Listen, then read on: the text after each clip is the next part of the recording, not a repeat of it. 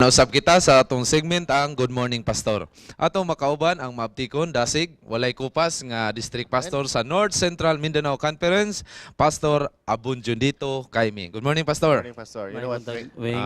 You know what, Wing, karon atong hulmon ang kaalam mo kay balo ni Pastor para hatagan tagdugang katinawan sa atong pagkatunan karong adlaw, which is ang paglalang o ang creation. Yes. Creation, atong subayon kung unsa nga mga adlaw na himo. Una, gihimo ang adlaw. Kayag. Unang adlaw. Dunay kagabhion, una gina. Dunay Yes. kagabhion, dunay kabuntagon, unang adlaw. Okay. So ato nang subayon unya. Okay, Ikaduha, duha, ikatulo, ikapat, og sa ikapitong adlaw, May pahulay. may pahulay ang Ginoo. Ako na nang gi-Bible bits. Unya, daghan ang waang nakatubag.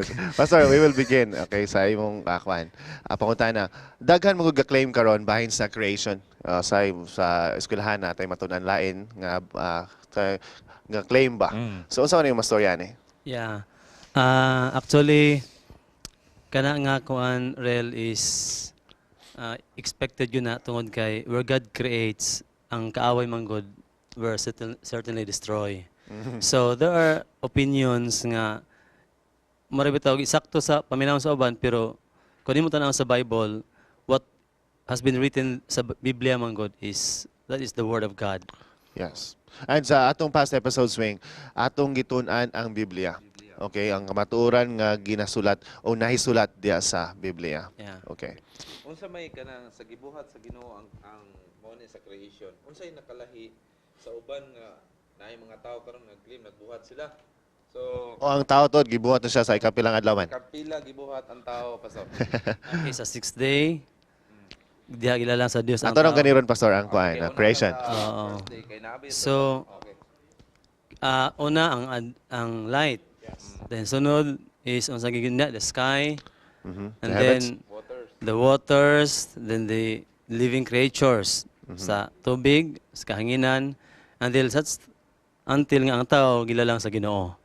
And then on the seventh day God rested. Nipahulay ang Dios. And he declared it was all good. So ang nakalahi karon sa tao sa uban nga mga creation or gilalang sa Dios is that ang tao man good wing real is duna siya kanang bitawng maka-worship siya sa iyang creator. Yes. All the rest sa animals dili siya maka-worship. Dili sila maka-worship Yeah. mo. Ang ilang principal business is to enjoy life lang Enjoy, yeah. and multiply.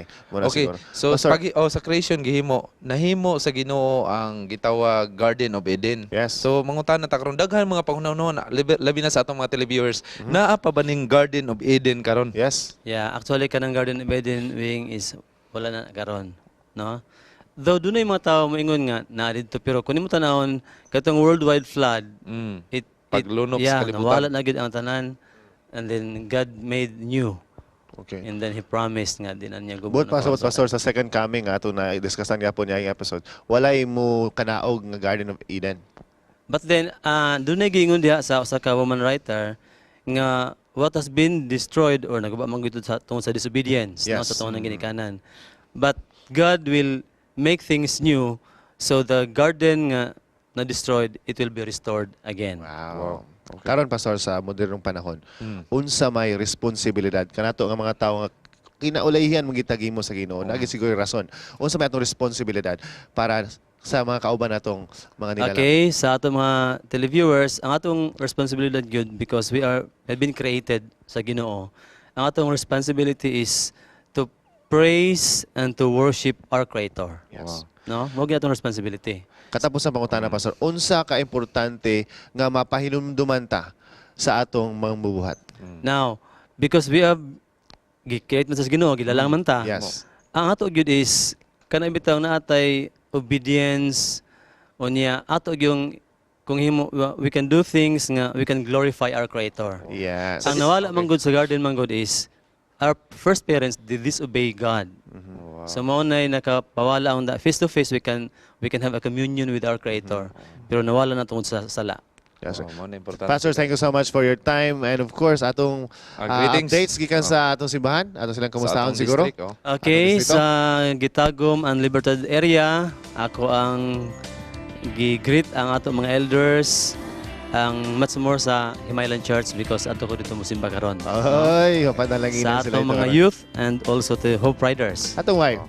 ang akong pamilya nakaroon diha sa Hulyo Pagkana sa Mga kabataan. Ilogon Compound sa akong mga kabataan. Okay, Pastor, dili sa kamula kawakay Okay. kay ikaw ang mubasa karon Sa sa atong atong ikaduhang pangutana ganina nasipyat no? Nasipyat, no? Nasipyat. So wala to matubag. Okay, wala so to matubag. ikaduha na to Karon, nga Bible trivia. Atong second question. Here we go.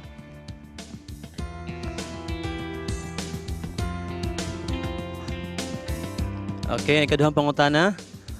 Which two books of the New Testament did Luke write? Uy. Sa'yo Okay, okay, para sa'yo. awing sweet. Okay, mga kapaglaom, tawag na mo. Unya ayaw ginyo si piyatan tubag para makadawat mo mga shirt o DVD atong mga DVDs. O karon mga kapaglaom, mosunod ang atong Cage Station.